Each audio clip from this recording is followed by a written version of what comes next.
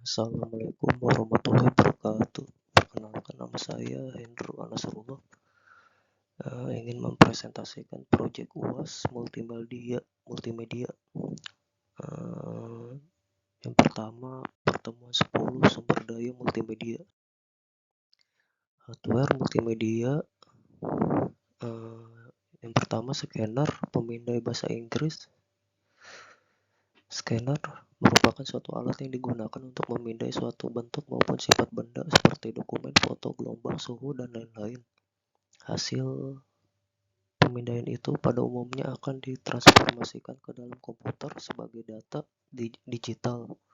Terdapat beberapa jenis pemindai bergantung pada kegunaan dan cara kerjanya, antara lain pemindai gambar, pemindai barcode, pemindai sinar X, pemindai cek, pemindai logam, pemindai optical mark reader (OMR), dan terakhir pemindai 3 dimensi. Selanjutnya CD-ROM. CD drive berarti penggerak CD atau suatu drive yang digunakan untuk merekam atau memainkan CD. CD-ROM drive adalah alat pemutar CD-ROM atau suatu drive untuk merekam atau memainkan compact disc. Yang sering dijumpai adalah CD-ROM, CD read only memory (MO), magnet optical, dan write once read memory. Fungsi CD-ROM drive adalah digunakan untuk membaca compact disc dalam bentuk audio atau CD-ROM. CD-ROM keluaran terbaru dapat membaca CDR dalam kurung CD yang dapat ditulis, dan juga CD-RW, CD yang dapat ditulis berulang-ulang. Kecepatan berputar dari CD-ROM biasanya tidak terlalu penting kecuali pada saat menginstal program memainkan permainan games yang menggunakan CD-ROM drive, atau pada saat membuat CD dengan CD writer. CD-ROM drive hanya dapat digunakan untuk membaca sebuah CD saja.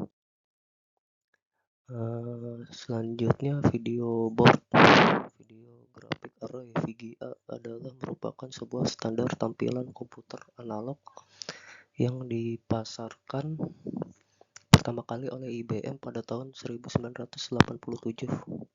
Walaupun standar VGA sudah tidak lagi digunakan karena sudah diganti oleh standar yang lebih baru, VGA masih diimplementasikan pada Pocket PC. VGA merupakan standar grafis terakhir yang diikuti oleh mayoritas pabrik pembuat kartu grafis komputer. Tampilan Windows sampai sekarang masih menggunakan modus VGA karena didukung oleh banyak produsen monitor dan kartu grafis.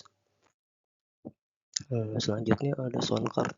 Kartu suara. Sound card adalah suatu perangkat keras komputer yang digunakan untuk mengeluarkan suara dan merekam suara. Pada awalnya sound card hanyalah sebagai pelengkap dari komputer, namun sekarang sound card adalah perangkat wajib di setiap komputer. Dilihat dari cara pemasangannya, sound card dibagi 3. Satu, sound card onboard, yaitu sound card yang menempel langsung pada motherboard komputer. 2, sound card offboard, yaitu sound card yang pemasangannya di slot ISA PCI.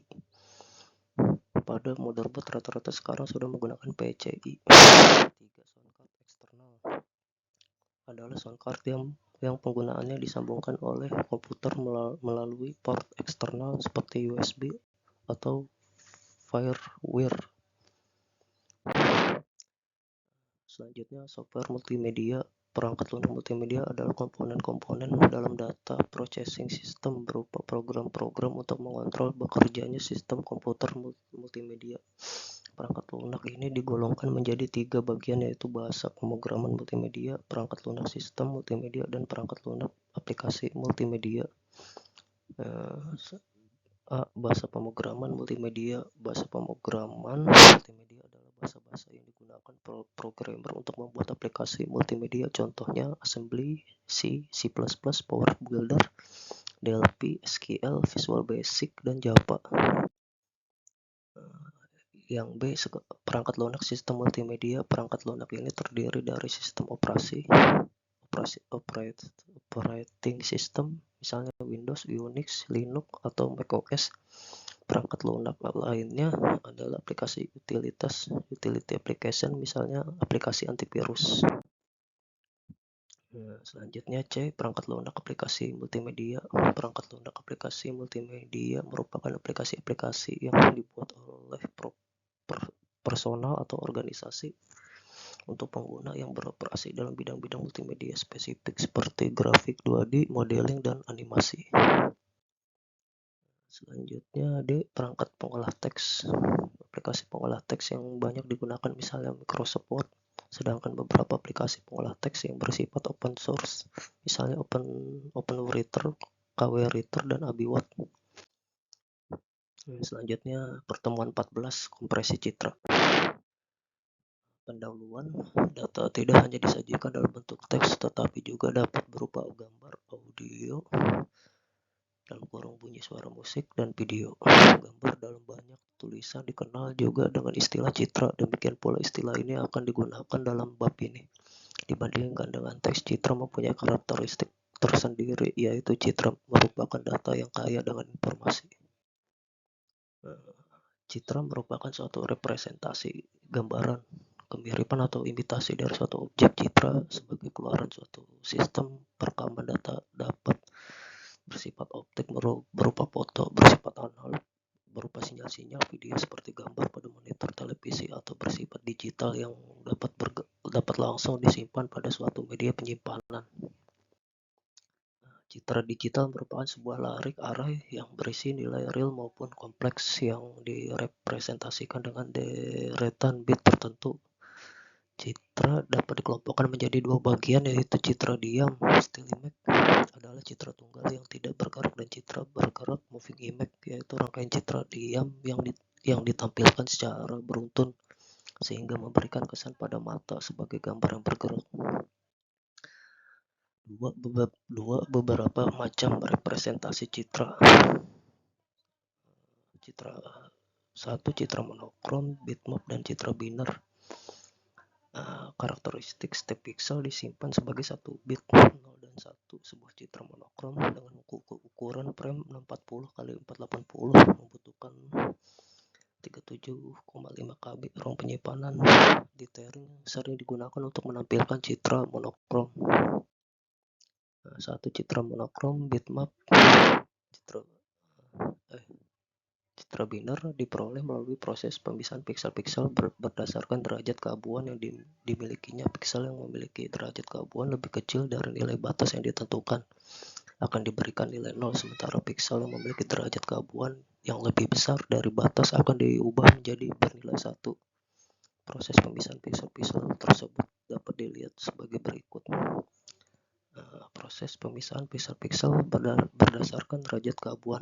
Berikut gambarnya. Selanjutnya, grayscale adalah warna-warna piksel yang berada dalam rentang gradasi warna hitam dan putih. Citra biner diperoleh melalui proses pemisahan piksel-piksel berdasarkan derajat keabuan yang dimilikinya. Piksel yang memiliki derajat keabuan lebih kecil dari nilai batas yang ditentukan akan diberikan nilai 0, sementara piksel yang memiliki derajat keabuan yang lebih besar dari batas akan diubah menjadi bernilai 1. Selanjutnya, citra grayscale, skala keabuan. Citra yang disajikan dengan banyak warna tergantung pada jumlah bit yang disediakan di memori untuk menampung kebutuhan warna ini. Sebuah contoh citra grayscale diilustrasikan pada gambar di bawah ini. Citra grayscale bitmap mempunyai karakteristik sebagai berikut. Setiap piksel biasanya disimpan sebagai bit. Nilai antara 0 sampai 255 bergantung pada jumlah bit yang disediakan. Sebuah citra gray dengan ukuran frame 640 x 480 membutuhkan lebih dari 300 KB ruang penyimpanan. Selanjutnya, citra berwarna. Setiap piksel pada citra warna mewakili warna yang merupakan kombinasi dari 3 warna. Warna dasar RGB, red, green, blue. Setiap warna dasar menggunakan penyimpanan 8 bit sama dengan 1 byte, yang berarti setiap warna mempunyai gradasi sebanyak 255 warna. Penyimpanan citra true color di dalam memori berbeda dengan citra grayscale. Setiap piksel dari citra grayscale 256 gradasi warna diwakili oleh 1 byte. Sedangkan satu pixel citra true color diwakili oleh 3 bit merepresentasikan warna merah, red, hijau, green, dan biru blue. Selanjutnya, pertemuan 13 metode kompresi data. Satu pendahuluan penggunaan teknologi multimedia yang paling terasa manfaatnya adalah dengan diciptakannya perpustakaan digital. Saat ini banyak lembaga, organisasi, studio film, perusahaan melakukan konversi data dan arsip ke dalam bentuk digital. Teknik pemanfaatan dan data video, gambar ataupun audio tersebut disebut dengan istilah kompresi. Kompresi berguna untuk memperkecil ukuran sebuah file. Metode kompresi data bisa dibagi menjadi dua kelompok besar, yaitu dictionary-based. Dictionary-based bekerja dengan mengganti kelompok simbol dalam data menjadi kode-kode dengan panjang tertentu dengan asumsi kode-kode tersebut secara umum lebih pendek dari kelompok simbol yang digantikan. Contoh, Lempel, zip, Wolf. 2. Statistical based melakukan kompresi dengan pendekatan yang berbeda. Simbol-simbol yang ada di encode satu persatu. Panjang dari kode output akan bervariasi tergantung dari probabilitas frekuensi pemunculan simbol. Contoh Huffman coding dan arithmetic coding. Berikut gambar skema general kompresi data. B. Jenis-jenis kompresi data. Secara garis besar, kompresi data dibagi menjadi dua bagian besar, yaitu satu, jenis kompresi data berdasarkan mode penerimaan data oleh manusia. Dialog mode, yaitu proses penerimaan data di mana pengirim dan penerima seakan berdialog real time, seperti pada contoh video konferensi, di mana kompresi data harus berada dalam batas penglihatan dan pendengaran manusia. Waktu tunda delay tidak boleh lebih dari 150 ms, di mana 50 ms untuk proses kompresi dan dikompresi. 100 ms mentransmisikan data dalam jaringan. Selanjutnya, retrieval mode, yaitu proses penerimaan data tidak dilakukan secara real time, dapat dilakukan fast forward dan fast rewind di klien.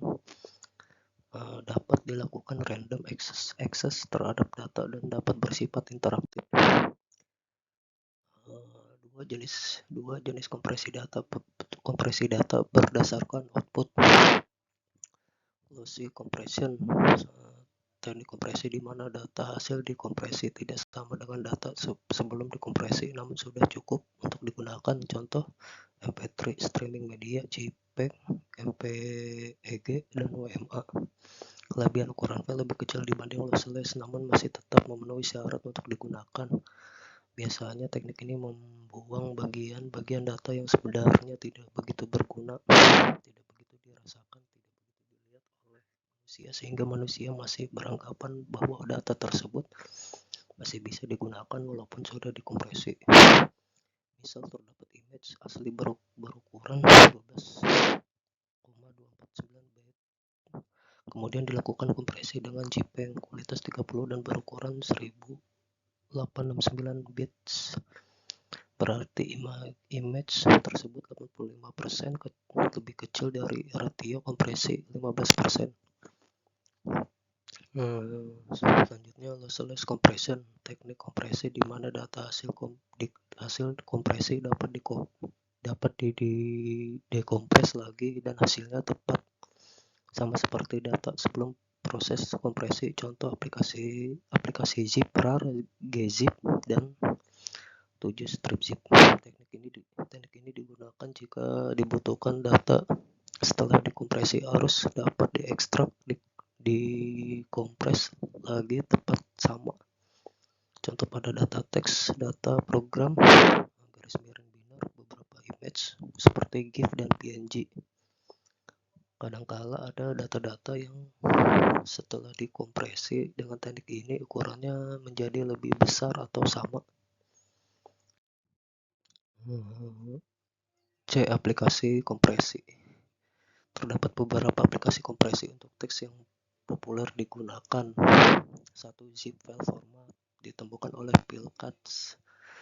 untuk program pkzip, kemudian dikembangkan oleh WinZip dan WinRAR, dan 7 stripzip berekstensi bintang.zip dan Mime application _zip dapat menggabungkan dan mengkompresi beberapa file sekaligus menggunakan bermacam-macam algoritma, namun paling umum menggunakan Devlate algorithm.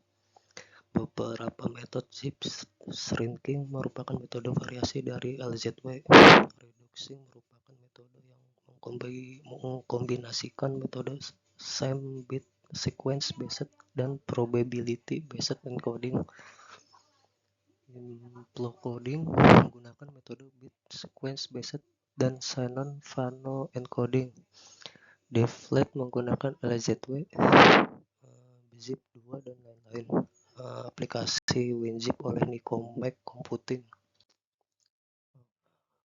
Yang kedua, RAR file ditemukan oleh Eugene Rosal, sehingga RAR merupakan singkatan dari Rosal Archive pada 10 Maret 1972 di Rusia. Berekstensi .rar dan Mime application _x_strip_rar strip compressed. Proses kompresi lebih lambat dari zip, tetapi ukuran file hasil kompresi lebih kecil. Aplikasi WinRAR yang mampu menangani RAR dan zip mendukung volume split enkripsi ICE. Sekian presentasi dari saya, Hendro Nasrullah, tugas UAS Multimedia. Terima kasih.